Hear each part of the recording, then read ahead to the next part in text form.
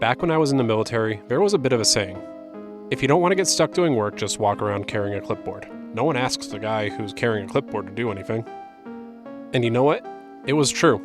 If someone decided that they didn't really want to get assigned a task, you might find them wandering the halls with a clipboard or some other kind of vague busy work. They might have some tools in their hand or a red vest on. And the same goes for getting into places.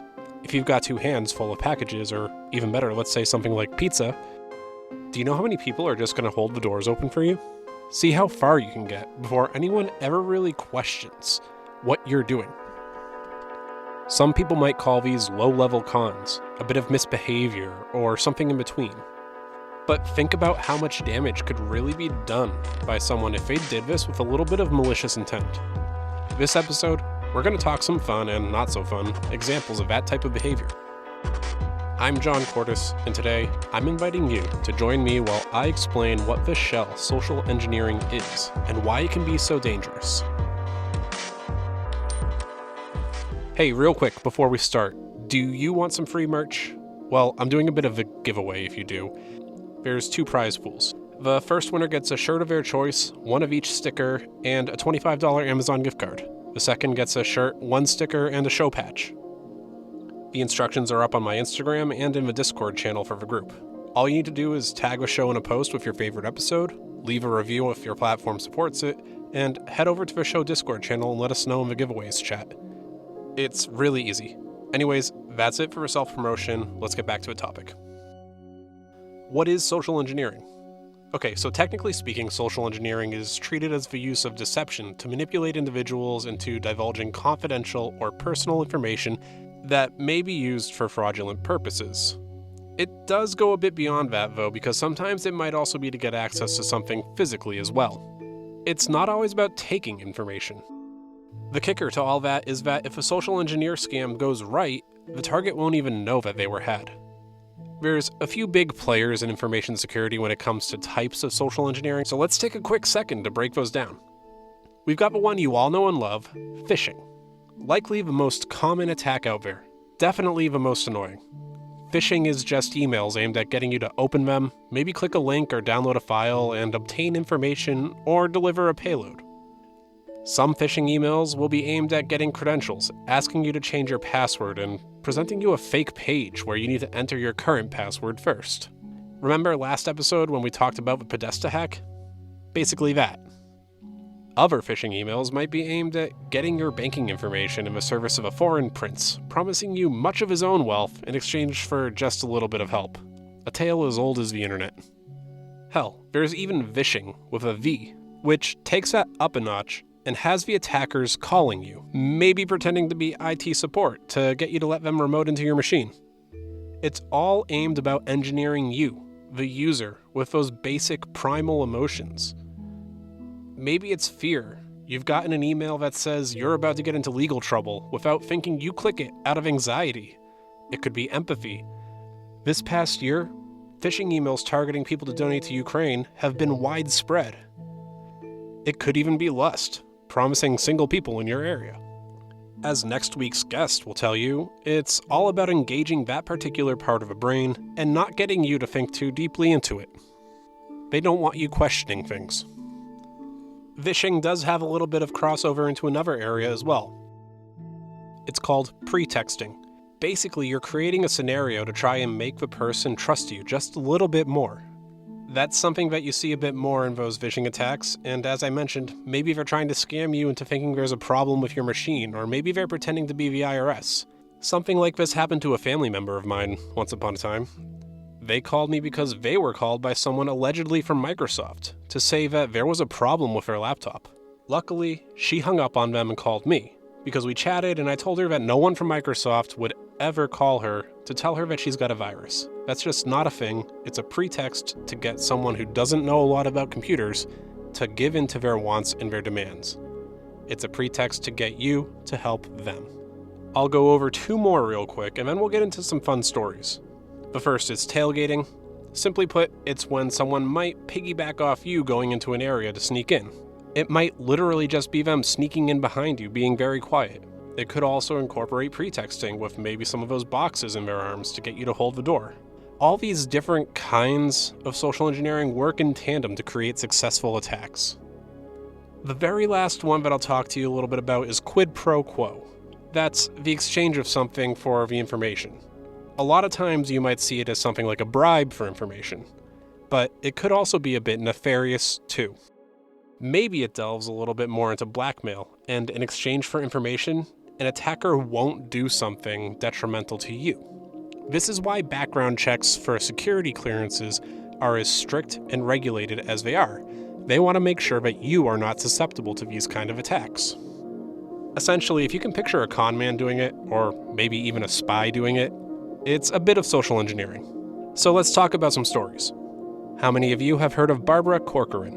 Honestly, the name didn't really ring to me until I found out that she was on the show Shark Tank, where millionaires hear pitch ideas and either decide to inject their help and funds into the project in exchange for a little bit of equity, or reject an idea altogether. But to some, these weren't really sharks, they were whales, big piles of money that they might be able to take advantage of. The story went that Corcoran's bookkeeper received an invoice from someone that, for all intents and purposes, appeared to be Corcoran's assistant. The email was a forward of an invoice that read, "Dear customer, please see the attached invoice. Wire transfers may be directed to FFH Concept GmbH." I've got a screenshot of a full email in the episode transcript on my website, whattheshellpod.com. But I'm looking at this and it looks legit. The only thing I can really spot that might be off about this is the address to the bank. For GLC Gemeinschaft's bank, on the invoice number, the street is slightly off from what I could find online. That might not even be a big thing either, as this is a couple years old and the bank could have moved. The only other clue was in the grammar, where invoice was unnecessarily capitalized a few times. But that also could have been chalked up to a translation issue. This is for a German bank after all. So once they receive this email, what does Corcoran's bookkeeper do? They keep talking back and forth, discussing that this was for a real estate renovation, since Corcoran does a lot of real estate work. So they went ahead and processed it, and away went $400,000. The only reason they noticed it is because in a separate email chain, the bookkeeper reached out to the assistant with a follow-up item, sending it that time to the actual email address of the real assistant, and not the one that had been faked and that they had been talking to the whole time. The full scam went like this. An attacker from China posed as an assistant, sent the message, waited for the funds to get transferred, and then, if all went well, would move them from the German bank to their own in China. Unfortunately for them, they found this error within 72 hours. It was very lucky, and the German bank was able to prevent the money from leaving the account and get it back to Corcoran. So, this time at least, we've got a happy ending. The next story I've got for you is a bit of a light-hearted story at first. It's definitely taking pretexting up a notch and going full charisma with it. Seriously, this guy is like a full-on bard. The story comes from a podcast that I listen to called the ANMA podcast. That's ANMA. The hosts, Gus and Jeff, talk about how someone pretexted their way into a job. They didn't use those words, but I'm adding a little bit of contextual flavor here. I'm actually going to let you listen to them discuss it because I think it's kind of funny and it's crazy to me at the same time. There was when I started in February '98, the call center was still really small. A typical shift might be 3 or 4 people. By the time Jeff came on, there had been a renovation and expansion. I don't know specifically what a shift was when you started. It was probably like 20 people? Yeah. No, it was like 12. It was 12? About 12 people, and the company had about 60 Yeah. when I got hired. And then, you know... They've got like 1,500 now, by the way. Wow. Yeah, it's huge. They're a massive company now. It remains to be seen. Jury's still out on whether Gus and I made the right decision when we rolled the dice and left the company. You might have blown it by starting Rooster Teeth. He's not joking. I'm not joking. Yeah. I was like a low double-digit employee over there, you know? Yeah. Like as far as like hire date. And then it's undergone crazy expansion. But by the time, you know, Jeff was also, we were both managers. There was the shifts had grown quite a bit. And there's a lot of turnover in that business. You know, at the time we hired a lot of college students, show up, work for a while, quit, no big deal, right? That's circle of life. We tried to make the job as easy as possible so that even if someone had no tech knowledge, they could come in and very quickly get up to speed and start taking calls. But because of this rapid turnover, sometimes there was poor communication on the management side. Sometimes Yeah. employees would show up for their first day, be like, "Oh, well, I don't have your paperwork. I don't know. Well, let's get you started in the system." And you get them going. One day, this dude showed up. It was like, "Hey, I'm here for training." Neither of us was working on this day. It was another manager was working. It was like, "Oh, well, I don't have any of your hire date or your paperwork." It's like, "Well, let's just get you started in training and everything." Started the training, started him taking calls, and it wasn't until the next payroll was getting run that I think it was Bernie, Yeah. who was like running the payroll. It's like, "Hey, who is this guy? He's not in the system. We can't pay him because we don't have any of his information." So then they had to retroactively put it in, and then later, he admitted that he just showed up and said he'd been hired and said he was here for day one of training, and Brian was the manager, didn't catch it, and was and so he hired himself. Yeah. And he promoted himself to level 2. Yeah. Same way. He was a good employee. He also Here comes the crazy twist. Here comes the crazy twist. He also played Donut in Red vs. Blue. As Dan Godwin. That's how we met Dan. That's how we met Dan Godwin. He hired himself at the call center. And we were like, "Oh, that guy's a go-getter." That guy. This is insane. Okay, so you've got this guy that just shows up to a company, says he got hired, and is here for training, and the company just takes it at face value. They put him into it, and bam, he's an employee. He even goes so far as to do it again for a promotion down the line. I love this story. Until I start thinking about what could have been. So, this is a call center, right? Outsourced tech support for people and companies. Here's a scenario that's playing in my head if it went down the wrong path. That guy, Dan, shows up and says he was hired. He gets trained, he gets access to the company network, and he gets access to the data of all the companies that they're doing business with. Maybe he starts calling up some of the contacts at the other companies as, a completely legitimate tech support call. This isn't a scam. The call is coming from the right call center from the company that they hired and that they expect. The call center has just been infiltrated. Then, Dan serves up a payload to some unsuspecting employee, and boom, you're starting to expand access outward. Maybe he gets other companies too, and directs that stuff back to his own command and control environment. It might sound far-fetched, but this has happened before, specifically with a tech support company in India. When vendors of services like this get compromised, all of their customers are immediately on the hook for potentially losing data. At the very least, he could make off with sensitive data, and at most, he can spread his infection out to other networks and keep moving. Then, when he's ready to leave, or he's found out, or they start asking more questions about him, he could just go. Turns out Dan was a fake name this whole time, since no one ever really confirmed it, and none of his information was real. For clarity, that last part is made up for that little what if, but it could have happened. Now, in this case, I'll say it all worked fine and well. They went on to befriend him and work together with him for years to come. You've probably heard of or seen their show, Red vs. Blue. And this happened a while back, so I'm guessing that the call center has probably implemented better controls by now. But still, when I heard this story on their podcast, I knew I had to include it in this episode because it's funny, with just the right bit of dangerous if you think about it. I've included a link to the whole episode in the show description if you're interested in giving the whole thing a listen, but you don't have to. This was only a small part of it. Okay, on to the next one. And this one's going to hit people where it hurts, in their wallets. Well, maybe not the traditional wallet, but we're going to talk Ethereum Classic. Just so you get what I mean. In 2017, the resource that they used for housing their coins, Ethereum Classic Wallet, was targeted for a major hack. It should be noted that Ethereum Classic is a different cryptocurrency technically from a widely popular Ethereum, and as of now, Ethereum Classic is orders of magnitude less valuable than the current Ethereum. But this still does hit hard. The attacker in this case had a pretty elaborate plan. Step 1, impersonate the owner of a domain and contact the domain registry. He did this over the phone, calling the registry and impersonating them to gain access to the site itself. From here, an attacker would be able to redirect traffic to their own site, potentially a malicious version aimed at doing some level of theft or harm. So think about it, I request to go to the website either through the web or through the application, and then once it starts translating, maybe it doesn't route to the right application server, maybe it routes to mine. And now it's doing what I want it to do. In the transcript on the site, I've got the actual bit of code that was added on top of what people would typically expect in the Ethereum Classic wallet. But essentially what it would do is send an encrypted private key for the user's wallet and the password to the malicious host. It does this by adding in a little bit of a function called wallet.senddata. It was pretty obvious and people found it rather quickly. Because of this hijacking, anytime someone tried to access their wallet at all, or did anything to their account in the time frame in which ownership wasn't guaranteed, they were compromised. After all, whenever you did that, the request went out and information was sent, which meant that your information was being sent.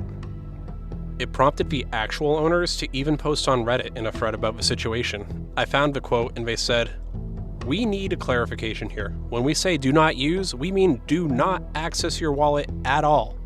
Don't even check your balance. If you have not accessed your wallet via the classic etherwallet.com website during the time frame in which the hack occurred, then you are secure and will be able to return to normal business with your funds still there as soon as the website is back under control. But if you access your wallet, then you will be exposed. You have to interact with your wallet during the time frame in order to be vulnerable. So just have patience and do nothing until this is resolved and you will be fine." And at the time, people lost thousands of dollars in funds that would never come back to them. There's a lot of complaints about it on the website, and a lot of complaints about it in some of the Reddit posts that are still up to this day if you go searching for them. Ethereum Classic in 2017 was hitting around $3 a token. Not much, but when you consider that it would eventually have an all-time high of $134, that's a large increase on your investment if you're patient. That kind of impersonation attack isn't uncommon either. I want to talk you through one more that I was actually following back in May. It involved compromising the entire module for Python.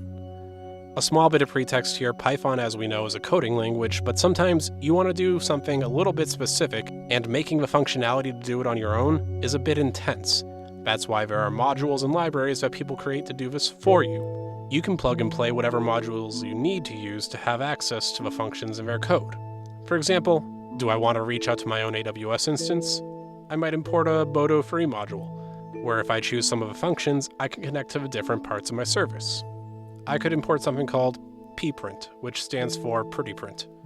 That makes my output a little bit more legible when I'm working with massive outputs.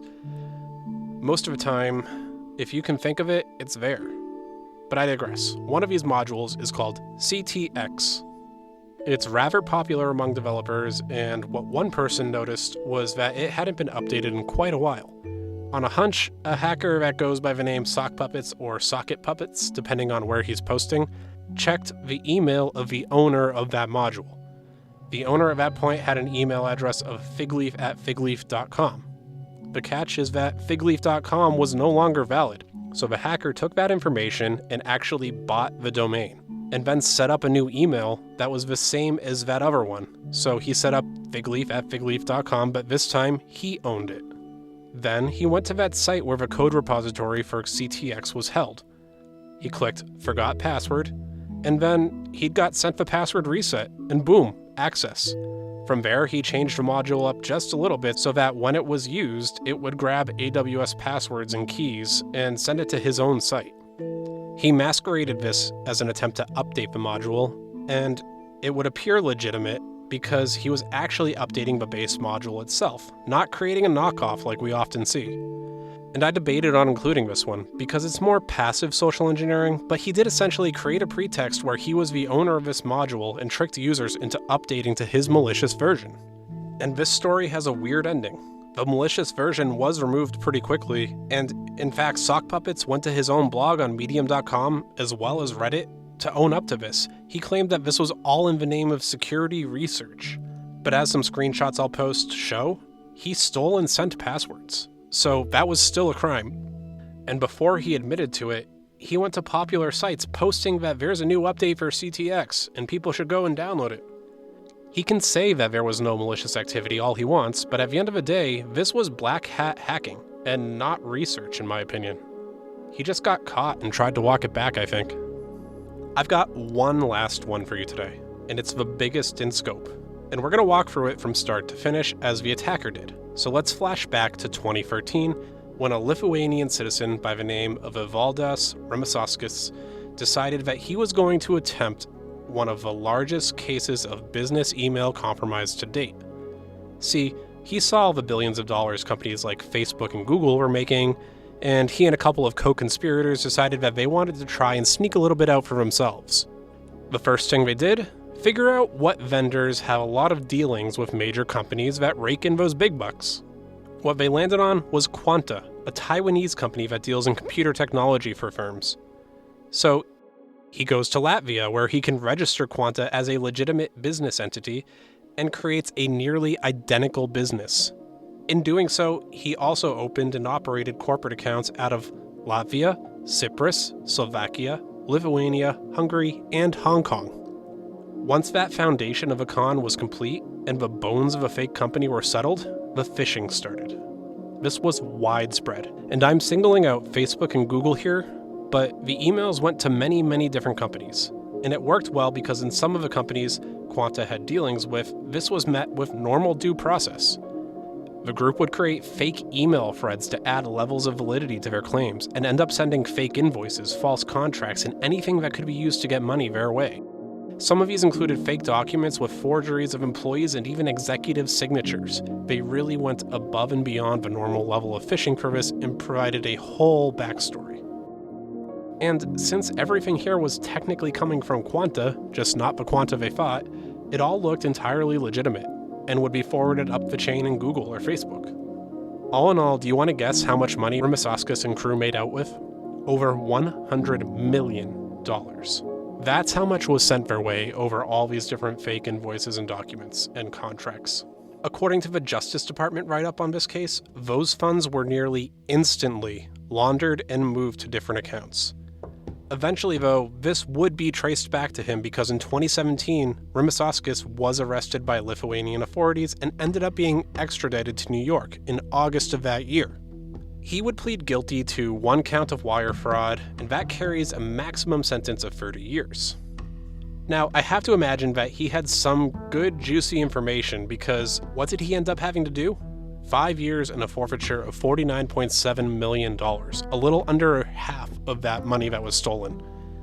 And I wonder if that's just however much money was left and was able to be found, or what, because it seems like he's getting off pretty light in my book. I don't know what the accurate punishment should have been, but it definitely feels like it should have been heavier than that. So when you think about social engineering, I want you to think about it now as a little bit more than just that random scam email that you get. I want you to picture the thought and the effort that goes in behind it. And I want you to picture that these hackers might not stop until they get access to you. And you might not even know it's happening. That's all I've got for you for stories about this. I'm John Cordes, and thanks for listening to me explain what the Shell social engineering is and tell you about some of my favorite examples of it. It's everywhere though, so take a look around you and you'll find some crazy stories yourself if you want. Oh, I do actually have one other thing for you for today's episode, and for next week's episode. It's a little bit of a bonus episode actually. Next week, I'm going to be at DEF CON, so firstly, if you're there, say hi. I'll be wearing my What the Shell shirt and giving out stickers to anyone that'll take one. But secondly, and more importantly, I thought what better way to celebrate than with some bonus content. Specifically, an interview with Red Teamer and Twitch streamer Al Has Red. I reached out to Al a while back because I tune into his streams pretty frequently and he agreed to come on the show. And he's actually going to tell one specific social engineering story that I think is crazy. It's how he got into Moderna pre-COVID vaccine during a red team test. I'm super excited to have had that opportunity to talk to him, so be on the lookout for that. You're getting 3 weeks straight of content, so I hope you enjoy it. And lastly, as always, you can find me on Instagram and Twitter at shell_pod, or join my Discord by clicking the link on whattheshellpod.com. That's all I've got for you this week. I'll see you next week with the interview with Al.